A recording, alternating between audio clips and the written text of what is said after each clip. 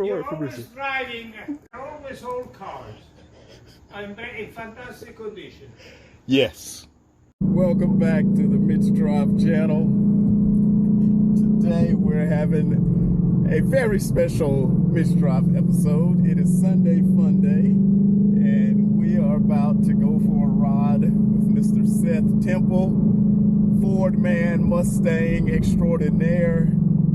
He's had several Mustang GTs, 5.0s, 4.6s over the years, and this weekend we're doing a review for the this is a 2022 Gt500.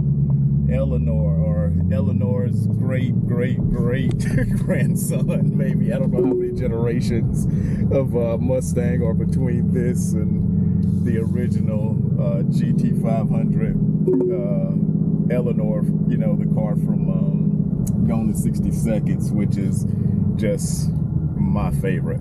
But and the gas tank is on the other side. Seth feels about this car how Tony and I feel about the BMW M8. So I know how we enjoyed driving it.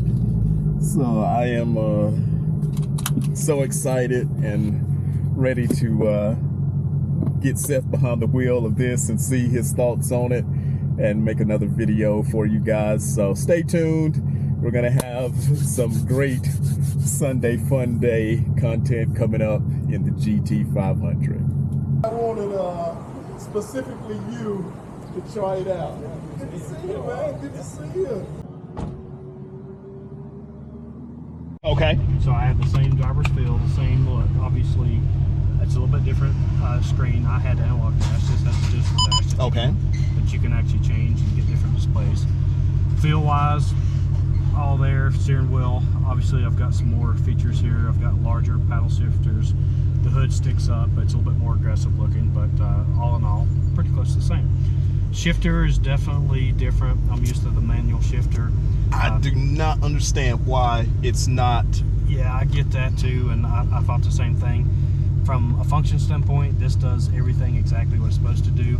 From just somebody driving a car and wanting to feel a shifter, yeah, it kind of takes away from that. But yeah, I think we'll take it down the road and we'll see how it feels, and then we can add some more comments to that as we go. Sounds good. So definitely a little different on the takeoff there. You know, my 2018 has a 10-speed auto.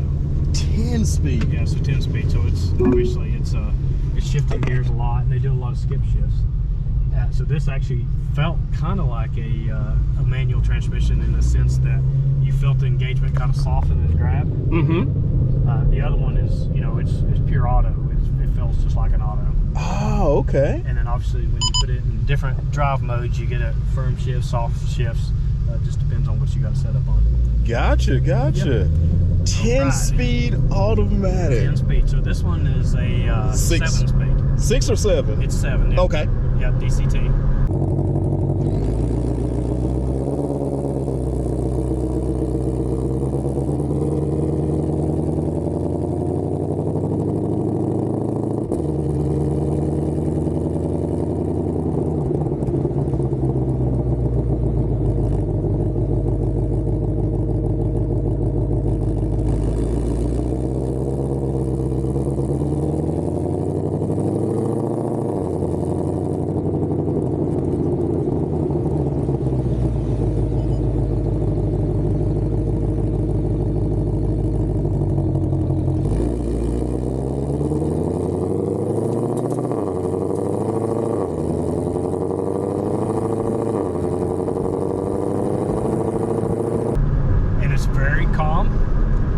Actually drives like a regular car. You can't tell that you're behind something that makes 760 horsepower.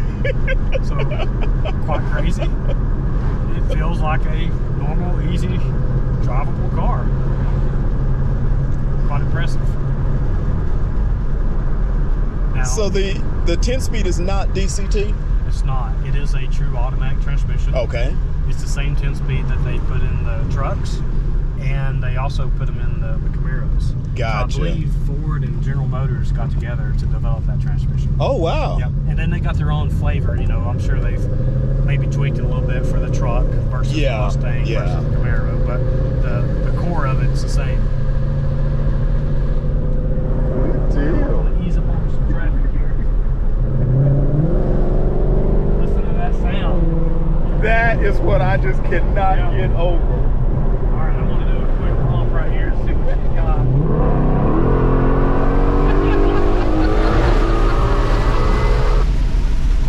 Okay, that was already pretty good there.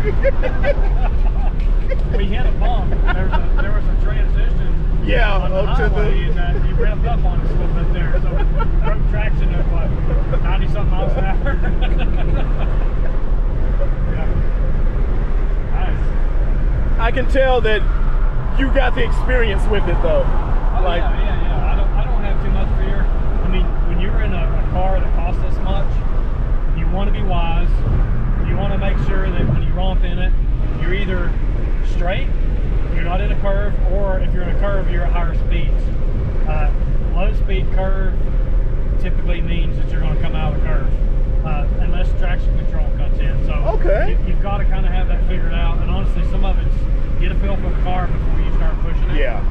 And then you can figure out how to push it. That makes sense. Going back to comparison, this is a nice felt wrapped. I'm not sure what they call it, but Alcantara. It's Alcantara. Okay, that's definitely a noticeable difference. And then you see a marker here, and that's clearly to tell you where straight forward is. So if you ever get mixed up and you're swinging back through, you know where straight is on the car. I did not realize that's what that was for. I thought it was just decoration. Yeah, they borrowed that. It has some function to it. Yeah, Motorsports figure that out, so you can kind of tell where you're at in the steering wheel when you race. So if you're doing something serious and it's you want to know where the wheel's straight. So if you're going sideways, you've got the wheel turned and you lose traction and you want to recover, it helps give you a center line back to where you need to be. And they've adopted a lot of things in this vehicle from off-road racing. Gotcha. Whether it be drag racing, whether it be and then road racing, different types. okay. And an example of drag racing would be they've got like a two-step on it that you can do like a launch. Oh wow. My first experience in a GT500, so these cars don't grow on trees. They're a little pricey. I believe they start somewhere in the $80,000 range, and that's saying if you can find one for that price. Most dealerships are marking these up, so you get what they call the inflation value, or they may use another word for that. The guy said he has the sticker on this one was 105,000. 105. I didn't know how accurate that was. No, that's definitely reasonable in that. And when you start adding options, carbon fiber pack, and all that other stuff, you can really get a lot. The base engine and transmission stay the same regardless. You're going to get your 760 horsepower, 625 pounds of torque. And something I always thought back of is, okay, you look at the ZL1, it makes 650 horse, 650 torque. You say, well, it makes more torque, but when you're in a vehicle like this, 625 is enough torque. You've got the horsepower to kind of pull you through. And honestly, it might actually help you with traction a little bit and help you accelerate better, because you don't have to. It's a little less torque to manage the tire. Okay. And then the horsepower is what gets you going. So you get to a point where you got too much torque and it's hard to keep that on the road. It is. I mean, a lot of torque at lower speeds equals tire spin. Gotcha. And that can become a problem. So now, so far you've just been in regular drive mode. Yep. I haven't changed any of the modes.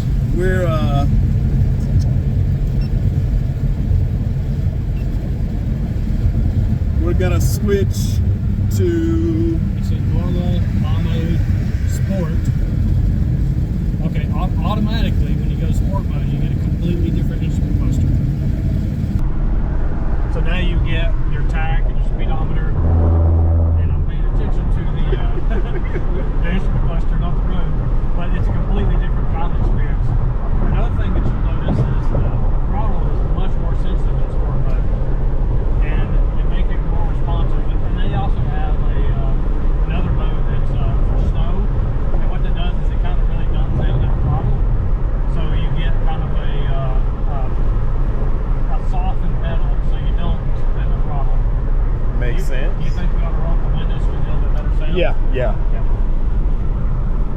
Good thinking, good thinking. We just switched to sport mode, and just to recap a little bit, we rolled the windows up and we're trying to make sure we get a good sound here. But in sport mode, it automatically changes the instrument clustering. So we get a completely different viewpoint, an experience, I guess you could say. The other thing that we notice is the throttle. Throttle response is much quicker. You give it throttle, you automatically downshift, it's ready to roll. The transmission is very responsive. And then it wants to hold the gear a little bit too. And as you back up on a throttle, it's like, okay, you've settled, I'll settle. You know, so it gives you a higher RPM change, shift point? It does, yep. And it also, on downshifts, they'll do a rev match. Okay. And that's important if you're road racing and you want to get back into power soon.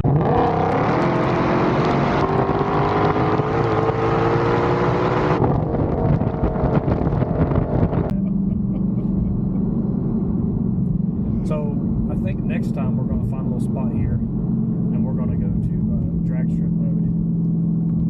Now, could you tell a difference between sport and track? Honestly, I couldn't, but I think what it'll probably do is the gear, the rev match, all that probably changes right there, and then how it will accelerate kind of through a curves, because track mode would be like a road race application. Yeah, okay. Drag strip would be a straight line. And I know in the GT drag strip, they firmed up the shifts and they didn't pull power between shifts. So drag strip in a straight line should be the car all out. That should be the max of what it'll do. So I imagine it gives it full power, full timing, and then very quick shifts. Very nice. Yeah, very nice. So we need to find a good straightaway, which I'll probably just turn around. Okay. And then we'll line it up with no traffic and kind of do some acceleration. Of course, we're off-road. Yes, down in Mexico. Yeah. Closed course, professional driver. Yep, you got it right. He's done this before. No driving awards. Yeah, we don't want any of those. We're not here to push the car to the limits. If you want to go out and push it and wreck it and do all that stuff, feel free. We're here to have a good time. And then there's somebody in front of us that just pulls out that can give us one of those driving awards. So we're playing it smart. Seriously, he told me when I first was talking to him about putting this video together, it's like, I don't want to be up on the parkway, hanging on to a curve, and I don't want to be a passenger in a car doing it. I was like, nope, that's not what we're after. We want a good comprehensive review of the car and just basically a Sunday afternoon enjoying it. Yeah, it's one thing to be a passenger versus a driver. I'm comfortable in the driver's seat. As a passenger with a car that makes this kind of power, especially when you put it in the curves, such as the parkway, I get unsettled. Seth is being nice. He's saying that's a nice way of saying Mitchell really can't drive. He doesn't have the skill. No, I mean, that's true. No offense taken. I know where my skill level stops, and that's why I wanted a capable driver in here. I'm totally comfortable with your, because I know what you've had way more power than this. Yeah. Handle it. I have not. This is probably between this and the M8. I don't know which one feels more powerful, but this has got to be close. It's either one or two of the most powerful cars I've ever driven, and I'm scared it will break sideways. Yeah, and I've got enough experience to know where I don't want to be, and accelerating through curves more so at a lower speed. As you get higher speed, you're less likely to spin, and you can accelerate through the cars. You just got to be careful, lower speeds, and then pushing one through a corner. And these have 315s and I think 305s on the front, so we got good rubber on there. I can't speak to the tire life. I haven't really looked at the tires. Well, I measured them when I picked the car up, and 29-30 seconds. Does that make sense? Okay. They are almost new. Yeah, so we're probably good there, but I don't want to run out of talent either. I am glad that the rain stopped, though. Yeah. That made it a whole lot better. Yeah, this turned into a good experience, into a really great experience. When we first got this, we're like, oh man, it's raining. What are we going to do?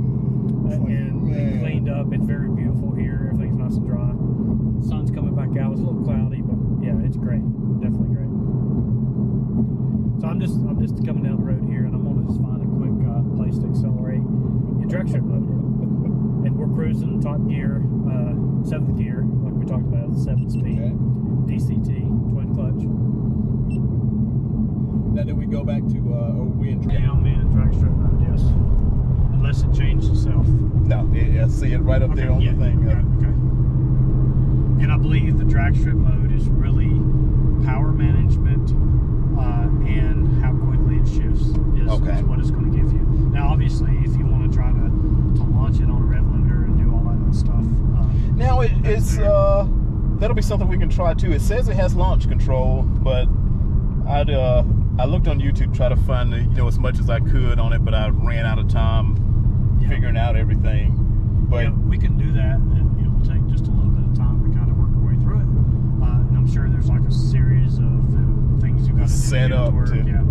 And so as we do that, it'll be new for us because I haven't messed. This is the first time I drove a Gt500 in this year model. So your model starts in 2020. Okay. Yep, and this is a 2022. So now, what would a 2022 just a regular Gt500 cost? What do they start at? Like a they're generally similarly equipped one. They're going to be high 30s, and that's for a base one. They even might say 35, 36, something like that. I haven't kept up with like the very latest, as in 2023. But when you go back a couple of years, it was in that price range. Yeah. So 40 could get you a really nice one. 40 is where you end up when you get a premium, and you don't have to pay over sticker. When I bought my 2018, I think I paid just over 40 with it. Okay. And it was a premium GT with analog gauges. If you wanted to add the other gauges, and I think Magna Ride, you're looking like another $4,000 added to that. Gotcha.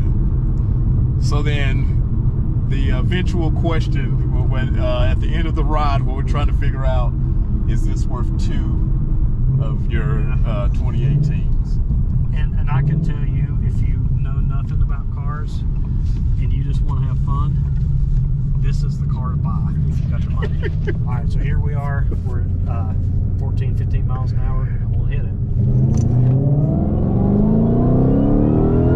Man, and it takes off and it starts pulling hard. All right, that's almost 110, and there's a truck in front of me, so fairly low, 15 miles an hour, 17 miles an hour. And it just keeps pulling, and it pulls. So that's over 105 right there. It definitely pulled. Oh my goodness. Yeah. It felt like that it was not exactly in the right gear as far as when it took off, but it says, I don't care, I've got enough power, I'm gonna pull it right through it. So what it really needed right there, I was not paying attention to what gear it was in, but it felt like it needed a lower gear. And what I might do next time is just go ahead and stop. We're in this closed course area, but we have to watch for other people, other drivers. Other people on the course as well. Yeah, we got other people on the course. So we'll see how it takes off. It's just it feels like it needs to drop down one more gear to get full acceleration. There's nothing wrong with what it's doing, but the reason I say that is as it rolls, it pulls harder and harder and harder. So when you do that, you expect that it's going to pull the hardest in the lowest gear. Yeah. But man, as this thing goes, it just keeps on pulling. I mean, really, it keeps on pulling.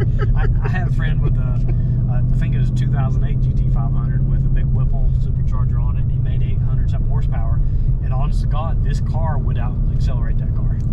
It would do it, and his was a manual transmission, but still, this car pulls. This is the fastest stock car that I've ever driven. I've been in faster cars, my own cars, but not stock off the lot.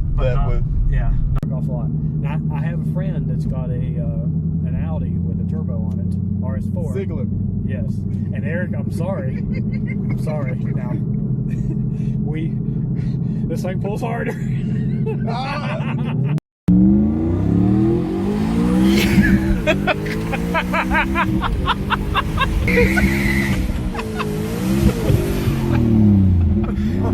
Yeah, my car is not fast compared to.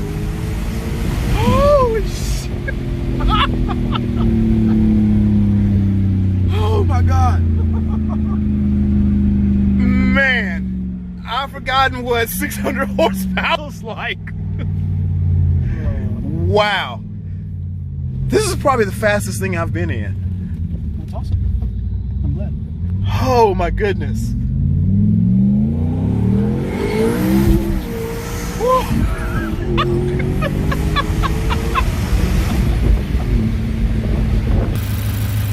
It's got water air intercooler, got water injection,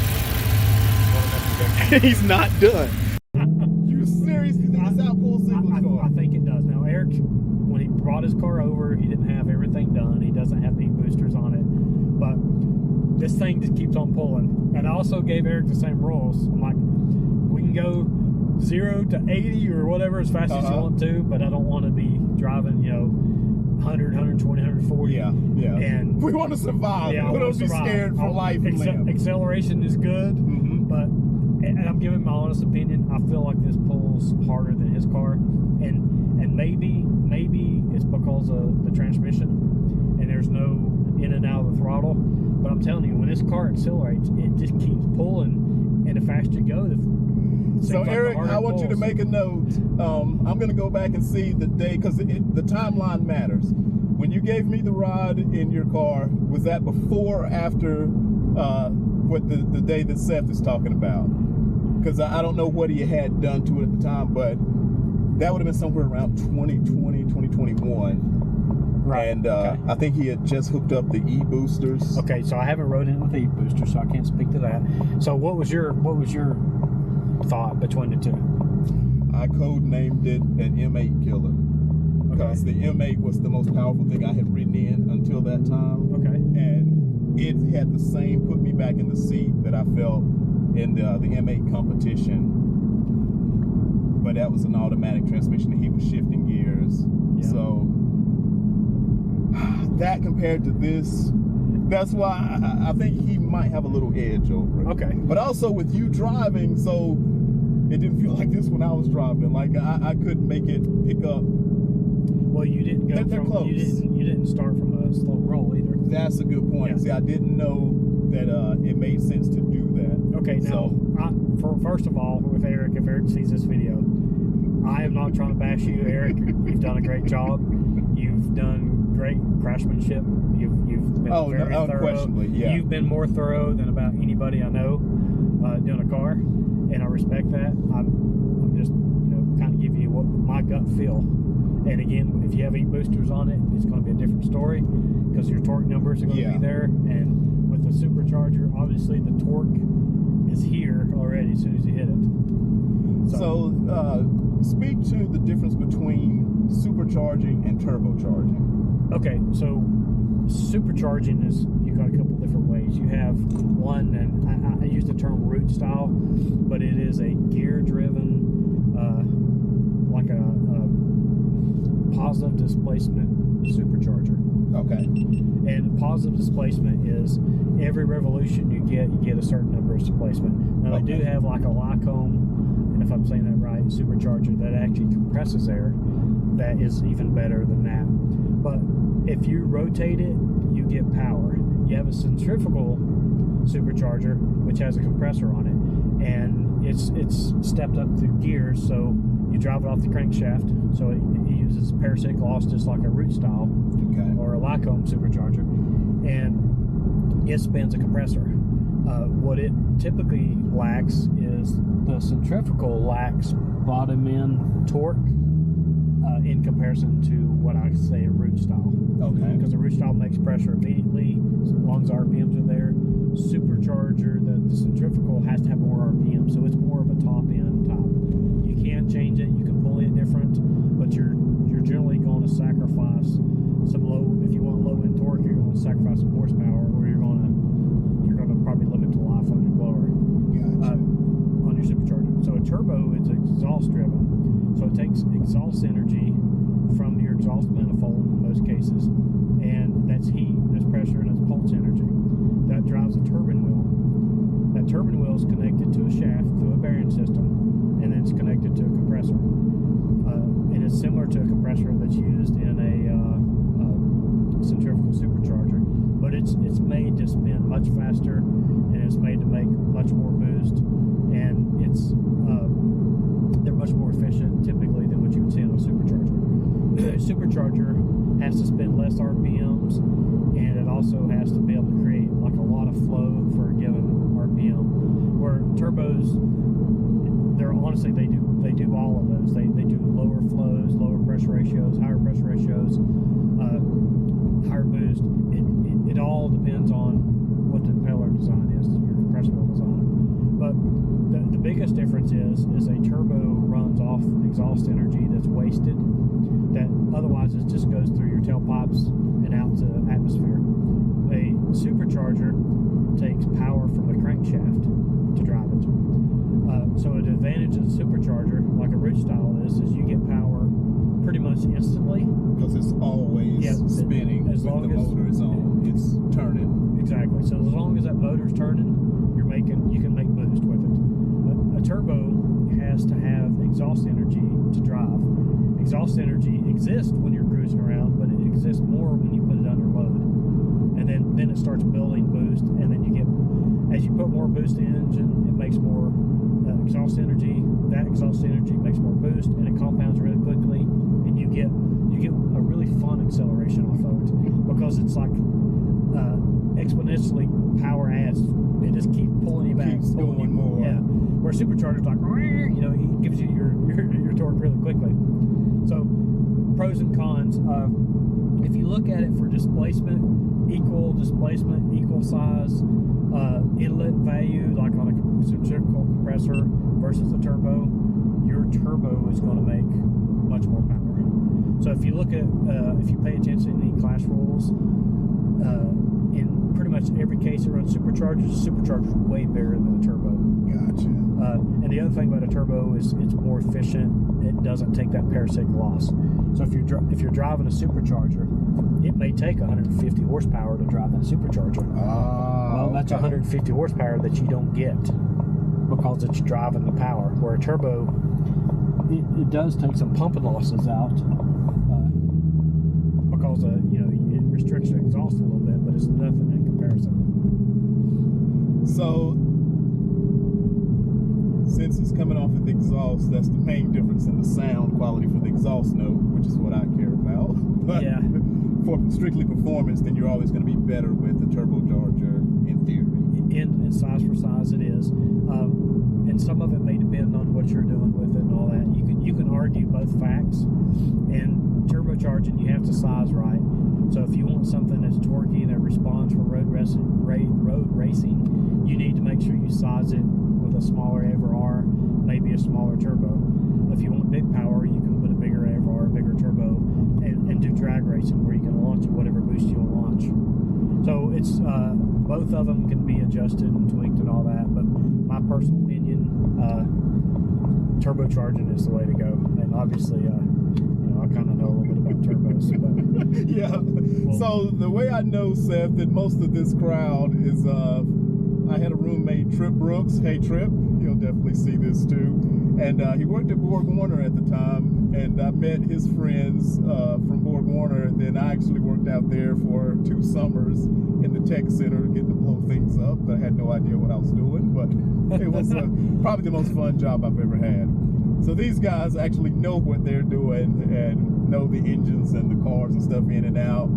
So when now I started this YouTube channel, I knew who to come to get the technical side of everything. And plus, I knew Seth was the Ford man, especially the Mustangs. I knew he would appreciate this car probably more than anybody else that I know. Oh yeah, great opportunity and greatly appreciated. My oldest son is dying to see some videos or pictures and all that of it. So, and he'd love to take a ride in it. But yeah, man, you should have brought him with you. Yeah. He could have came with us. Yeah, we'll see if we have a few minutes to maybe work that out too. Yeah. He'd love to kind of experience some of that stuff too. And that's the fun thing about being parents. You know, I'm into Mustangs, I'm into cars, I'm into all that stuff, and he sees it and he's all about it, and my youngest son's all about it. It's just a generational thing. I try to teach them to be open-minded. Yeah, Ford's not all the way, all the time. You know, that's my preference. So I try to educate them and say, you know, look at other stuff. You know, be rightfully so. Ford's not the only thing out there. So decide on what you like. The Mustangs caught me when I was a kid. Well, about you say 87 was probably the first I started paying attention to them, and that body style, 87 to 93, that's my favorite one. And there's nothing quite sounds like this. And yeah, and that's what made Flowmaster popular. And, okay. And they will actually tell you that.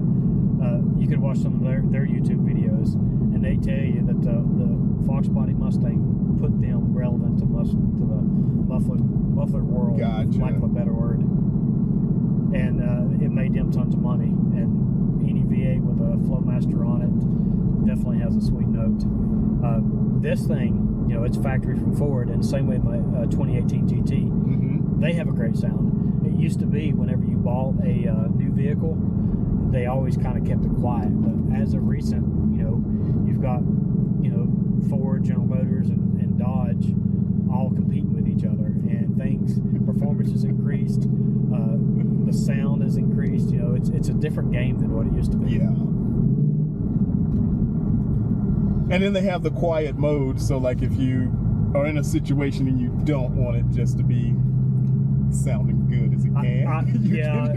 It's kind of funny that they do that, but yeah, if you live in a neighborhood and you want to be quiet, you want to do that, or you're taking your dad's car out and you want to turn it down, you know, you can look at it many different ways. But yeah, you can definitely change the exhaust note and get it quiet. And then if you want to hear it rumble, you know, let it rumble. Yeah, I started it up yesterday to try to catch the sunrise about 5:45 in the morning, and I was like, yeah, we have to go to quiet mode if I don't want to get kicked out of the neighborhood. Yep. And right now we're running a golf course area, so I'm not going to be too loud. Part of me wants to accelerate through here. There's a guy on a bicycle. I don't know how much he'd appreciate it, but I think he's going to be okay. All right, you ready?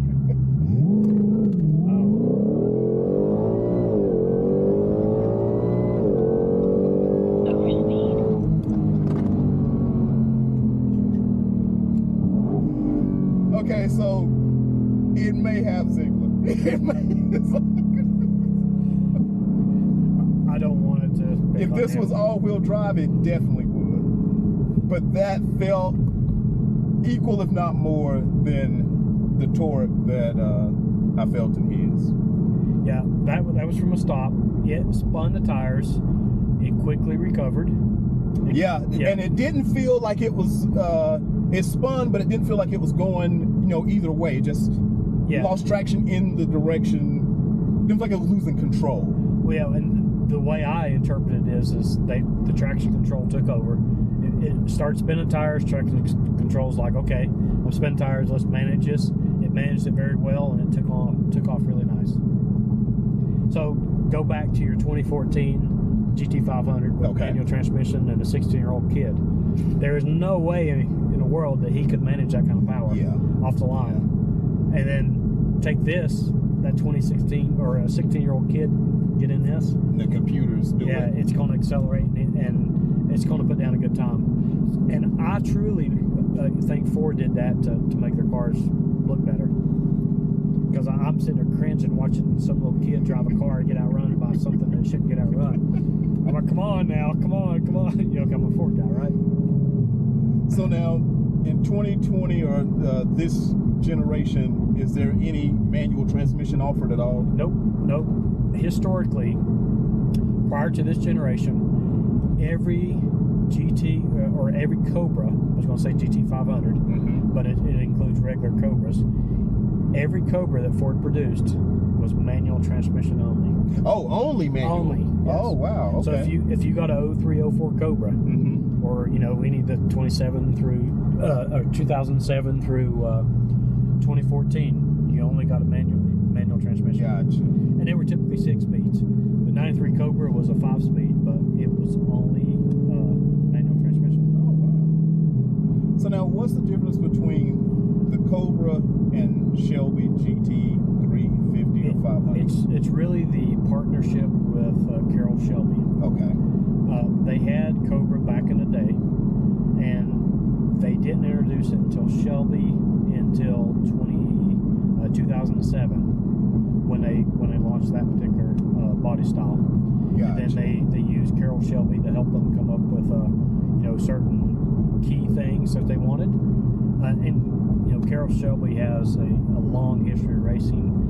They worked with Ford back in the day for the 24-hour Le Mans, and back in the 60s. Okay. If you've seen the movie Ford v Ferrari, I haven't yet. I want to check it out. Worth the view, huh? Oh yeah, it's an awesome movie. It's great for kids.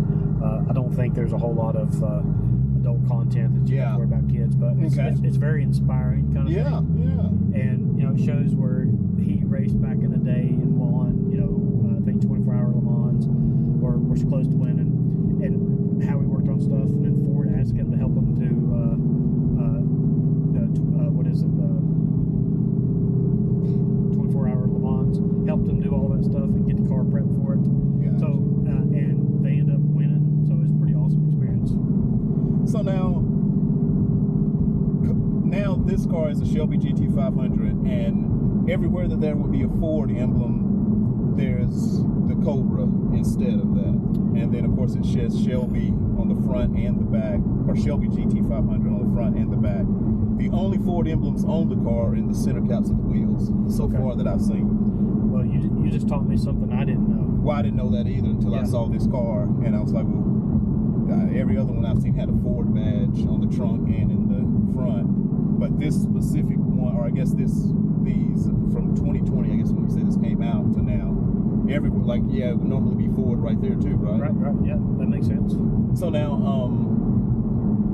the original, what I call Eleanor, and I'm just copying things I've heard in movies, but like the 64 something fastback Gt500, does that have anything to do with Carroll Shelby or no? There might be something. And the fastback really was a late 65, 66 thing. Okay. And then Eleanor is a 67. Okay. Which is a new generation. There might have been something going on back then with him, and I'm not 100% sure. That's something I'd have to do research on. So if I misspoke. So the car gone in 60 seconds, that's a 67? That's a 67. Gotcha. Yeah, so 67, 68 is pretty much the same body style with some minor changes. And then 69 and 70 is the same way. 64, 5, and 6 are the same, except for the fastback didn't get introduced, I believe, until late 65 and definitely 66. So for comparison, what kind of power would that 67, 68 Gt500 put down compared to this? And I'd have to go back and quote you exact numbers or read up to get exact numbers, but I'm thinking it's in the 500 horsepower range. Oh wow! Yeah. Even back then they made even back then, and I think that's where the 500 came from. But, okay. I could be wrong, so don't quote me on that. That's kind of incredible, yeah. And was it supercharged? No, it would be natural aspirated. All motor made. All motor, yeah. Wow. Yep. Yeah, the older cars, I know some things about them, but they're not. I don't know all the ins and outs. Fox Body, I followed pretty closely. Okay. And I can kind of tell you most everything about those. Gotcha. But and then some of the newer stuff too. Since I've kind of lived that in my generation, and that's kind of how I know. The older stuff, I guess, if I had those cars, which I'd love to have, the 67, 68 fastback, I'd probably know a little bit more about it, but I don't know. Could you get one of those cars for the same price as this? You probably could, honestly, yeah. They, after that movie you're talking about, Gone in 60 Seconds, the price went way up. Yeah. And everybody wanted one, and everybody still wants one, and I'm one of those guys. The 67, 68's the one I like the most. Yeah. And not that I don't like 69, 70, or 64 through 66. I'm definitely a fastback guy. So this car fits in, and the newer Mustangs are fastback. But now for drivability, especially if you're saying like going to be a daily driver, that and this doesn't compare. Between the older cars. The older car and yeah, that's something that most people probably don't comprehend yet. yeah. The older cars drive like older cars, and it's just what it is. Unless you do a retro mod and you try to go back and update your suspension and things like that, it's not going to be the same car. Ford has taken this car and turned it into a supercar. Yeah. I mean, they really have. They've got top line horsepower, acceleration. They've got top line handling, quick shifts, ride, comfort, sound, everything you could ask for in a car. It's great. I mean, it really is. Reliability is there. And we were talking about earlier, do you take a GT, $40,000, and put a turbo or a supercharger or something and make the same horsepower as this, or do you buy this? I mean, both are going to make great cars, but this is awesome. This is really pretty impressive as it is. And it definitely turns heads. It does. So I guess, well, I don't know if they're competitors, but the C8 Corvette, is that a competitor to this? Oh, I'm sure it is, yeah. So we rented one of those in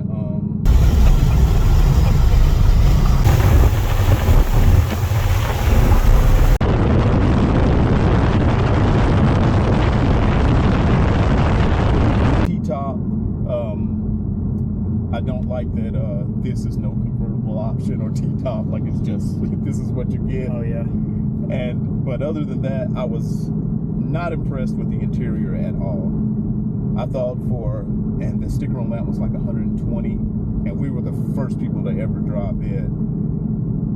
It looked just like a regular Camaro on its side, but I guess it wasn't for luxury, it was for sport. But I said anything over $100,000, I think, like this doesn't look bad to me. Like it looks quality. It looked really plasticky in the Corvette's interior, I thought. Oh yeah. But that'll be our next comparison, because the guy that I rented this one from has a C8 too. It's not the fastest one, but it's like ZL1, if that makes sense. Okay. Or maybe the ZL1 is the faster one. And it's the baseline C8. Okay. When he cranked it up, it sounded louder than this, but I like the low rumble, the low tone that like this one has. The Corvette was low too, but it was just louder, like blast louder. Oh yeah. This is the best exhaust I've heard factory on anything. I like it, and when I'm working on the Fox bodies and putting a Coyote engine in it, and I'm trying to replicate that 2018 exhaust note, because really, to me, that sounded really good. I love the old school 5.0 with Flowmasters. They sound really good, but the Coyotes have a little bit different sound to them. Yeah. And then this is kind of similar to Coyote. It's a 5.2 liter, but it's got the best of the best kind of the Coyote. Oh, sorry. Yeah. It's probably a sign or something. Gotcha. Don't go off that. Another thing on the dash, and looking at the new generation Mustang getting ready to launch, I'm not sure if that's a 560. I can't remember what it was. Yeah, the S5. Well, the new one. The last one was the S550. 550. Yeah. So I think it's 560, and I could be wrong on that, but they completely changed the dash. Okay. So in my opinion, they hit the biggest home run layout. This is like ultimate to me. It gives you the old school look that got him here, right? The cars, the 67, 68. Yep. Kind of resembles that. And it's all modern, very nice touch, feel. Everything's laid out, planned where you can see it. You've got great visibility in the car. And then you got the new car, and they've got this big dash sitting over there, and it's kind of like totally different. I mean, it's got a big screen sitting there. They did do one cool thing. They did kind of do a retro where you could go back and look at a Fox body dash. I do appreciate that, but to me, this is an awesome dash, and I feel like that they've kind of moved away from that, and maybe they got a bigger plan.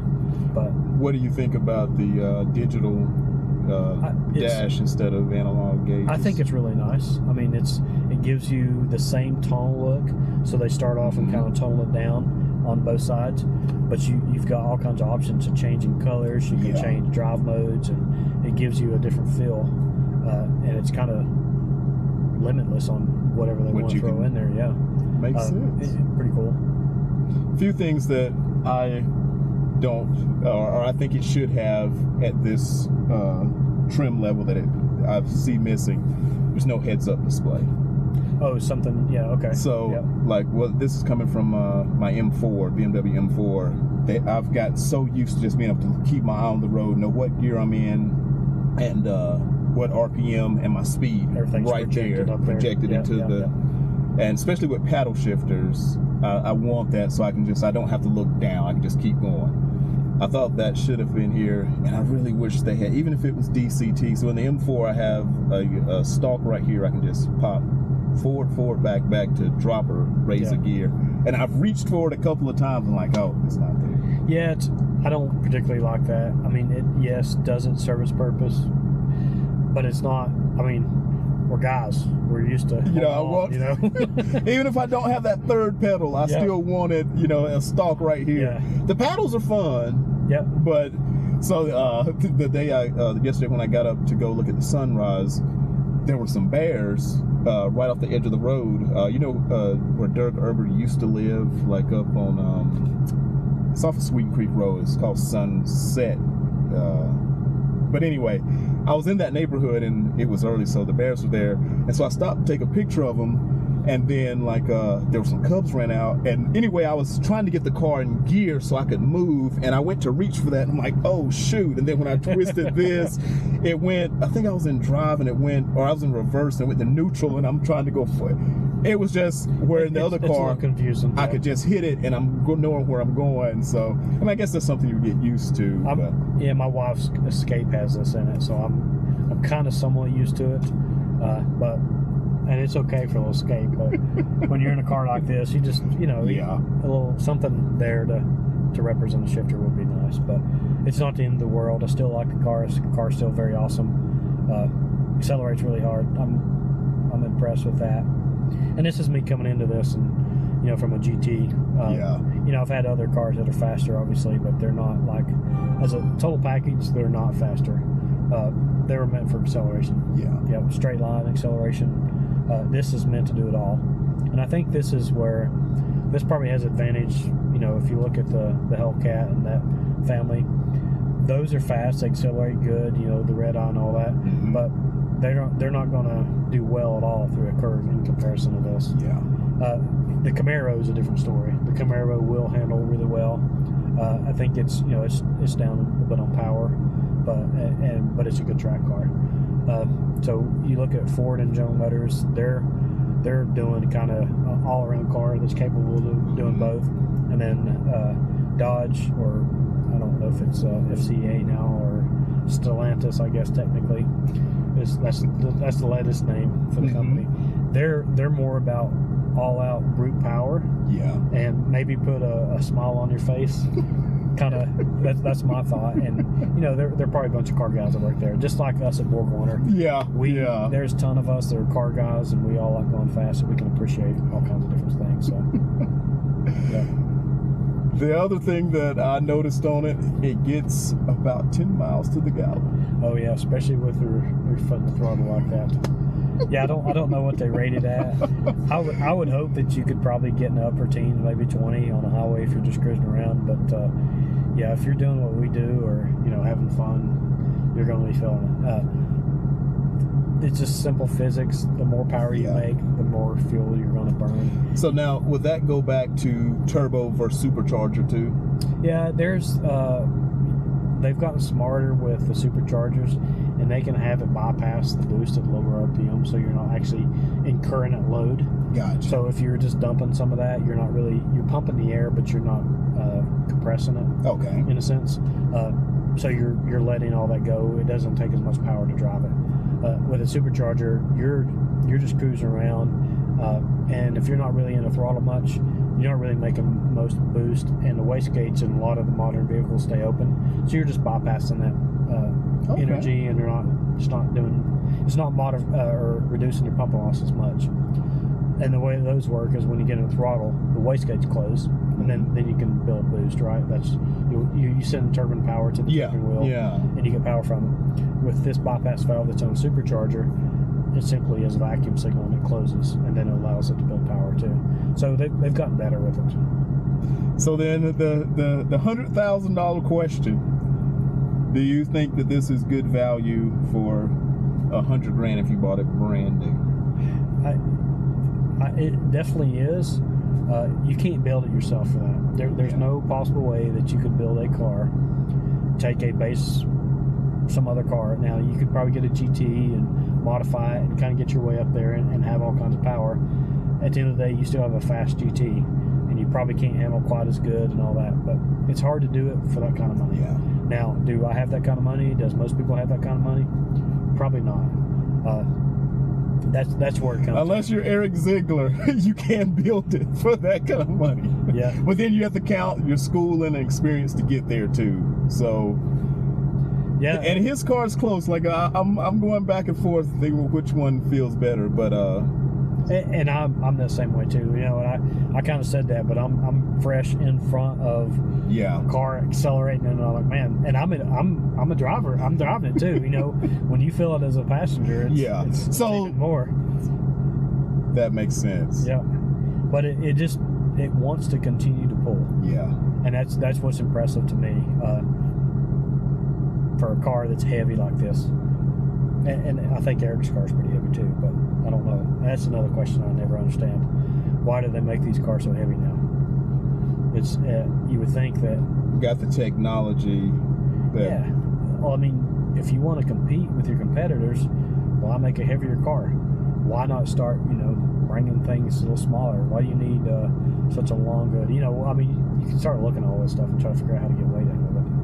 And especially for this price point, like you could afford to use lighter materials or, like I say, redesign it. And yeah, and as the generations evolve from one to the other, the next generation do like they do the Corvette. It looks like it's a little smaller. Mm-hmm. It's a little lighter weight. Well, the Ford GT that they have, the latest one, it's got a twin turbo V6, makes 650-ish horsepower, whatever that number is. And their whole point with that is hey, we got a lightweight vehicle, and we're powering it with V6, and we're going to show people how to accelerate a car with a V6. And they did, but take that same concept and put a Mustang, please. Yeah, but if you want to make a fast car, and it's kind of interesting too, is where's the market going now? Yeah, we got all electric stuff. Yeah, I think the V8 era or anything 8+ cylinders is kind of behind us, which sucks for somebody like me. My checklist for what I do, I want a hardtop convertible, 8 cylinders, and a manual transmission. And that is a very limited amount of choices. I think you have to give away one of them. Like, you can find a soft top with the V8 and a manual, or you can find a hard top with the V8 and an automatic. But it's even BMW doesn't make the hard top convertible anymore. So, and most everything else is turbo 6-cylinder. Right. Yeah. Which makes good power. It's just like we talked earlier, the sound's not quite there yet. And so that's the thing. Like when we say we don't want any more driving awards, so I want the experience without having to go fast unless I'm really wanting to go fast. Yeah, just keep it limited. Find the right time to do it. Mm-hmm. Keep it safe. Do it, and then get back in and drive normal. We all want to do it. Even the ones that give out the driving awards, they do it. They understand, but you just gotta be smart about it. We saw a Buncombe County deputy yesterday on the way back from Rossman's graduation on Airport Road, and he pulled up beside us and he just shook his head. And Charlotte's like, ask him if he want to race. He was like, I don't want to embarrass myself. He was in, I guess, the Challengers at the 4-door. Chargers are 4-door. Charger. So he was in a Charger. He was like, that's my dream car. He was like, this wouldn't touch it, which it probably wouldn't. But yeah, most cops are car guys too. Oh yeah, they are. A lot of it's your approach with them. You need to be straight up, honest, and all that stuff, and you need to treat them with respect. And yeah, it'll get you a long ways. I've gotten out of more tickets and stuff than you never would imagine. Yeah, the only time, like, and really I spend most of my time on the parkway, just cruising. The only time I've really been asking for it anytime I've had anybody bother me. Like, the guy that pulled me over today, like, I was hanging 8,000 RPMs in first and second gear, just making as much noise as I could. And he came running, like he was on foot running, because he heard me when I came into the park. So he ran down the hill and just, was that necessary? And I mean, I was like, you know, it is what it is. You got, I'm not. Oh yeah, and honestly, when you just like laugh, like you got me, whatever, they just kind of like they kind of back off, and they're much easier to deal with. But when you come up to the door and you act like you're better than them or better than I don't know what you're messing with before. Yeah, you're not getting anywhere. You're just going to cause your own problems. Now, if you get pulled over doing triple digits, you kind of tie their hands at that point. You know? Yeah. Yep. Definitely, for sure. But yeah, so that is Seth in the GT500. Outstanding car. Yep. Next, we're going to try to get him in the C8. And we're going to see if we can make the schedules work. And you're going to get a Ford guy and a Chevy. And so that'll be, you know, kind of an honest apple. Well, he's biased, but it's going to take a lot to overcome the C8. But that's one thing that I've learned in life is be open-minded and give credit where it's due. Yeah. And if that car's impressive, I'll tell you it's impressive. So stay tuned. We're going to see what the Ford Mustang guy thinks about the C8 on the upcoming episode. And then I got to let you just for comparison, just to see where, like, because I'm a BMW M guy, I got to try the M3 and the M4. The M3 is going to be way down on power and torque. It's 414 horsepower, 295 torque. But then the M4 with the tune, I think, could play with this a little bit. It's 420 horses and 400 foot-pounds of torque. But it's a 6-cylinder turbo. The M3 is the sweet spot for me because it's the V8, the only V8 they made that's just that generation. So the M4 that replaced that generation M3 is the 6-cylinder now, and it just, the exhaust notes nothing. Yeah, the turbo makes it fun. That's the only thing. Now it's noticeably faster. If I've been driving the M3, which is the one I drive most of the time, if I jump out of the M4 and get into it, I'm like, this thing is slow. Like you're used to that quick, the turbos kicking in, and once you come from one to the other, which this is light years beyond both of them. But yeah, but if I could put this engine or make the M4 sound like this, I'd be in heaven. Like, because you can get it still in a manual. The F83, which is not the newest one, it's the body style before. The last one, they went back to the soft top convertibles on the M4. But it makes almost 500 horsepower with the latest one, but it still doesn't sound anywhere close to this. It doesn't sound as good as the old V8s. If you get where you're hearing the turbo, then that's almost a replacement for the Rumble. Because turbos offer a nice sound too. So then, last question, why is there like, so when you take off, I feel all the torque doesn't change for me, but then there's a point where maybe 2 or 3 seconds into it, you start to hear that, the superchargers, like. Are you talking about on this? Yeah, what's happening there that it didn't happen before? Because I feel the same power. I'm not sure if this has something that manages the boost, you know, like a clutch. I would have to look at that and see. But you know what I'm saying? Like at a certain point, you can hear it. It just gets like the I don't know. I don't want to call it a whistle, but it's like that. It's got that. Yeah, it's got that sound to it. And I don't know if they've got that in here, but that would explain it if that was the case. If they used a clutch to manage the power and reduce the boost, and we'd have to look at it and all that. I could be totally wrong on that. Gotcha. And I wasn't really paying attention to the sound. I think I was more making sure we stayed between them. Keeping a guy, you know, that was on the closed course bicycle. I think he was doing some closed course bicycle riding. But he had one job, and he did that one job well. Yeah, I'd keep him over there, and I'd keep me here. So I wasn't quite listening to it. But that's just based off what you're explaining. That could be part of the solution there. But yeah. Well, this is our first real Mitch Drive video. We hit 10K subscribers in the last 2 weeks, so I wanted to do something special. Then we discovered the GT500 was available.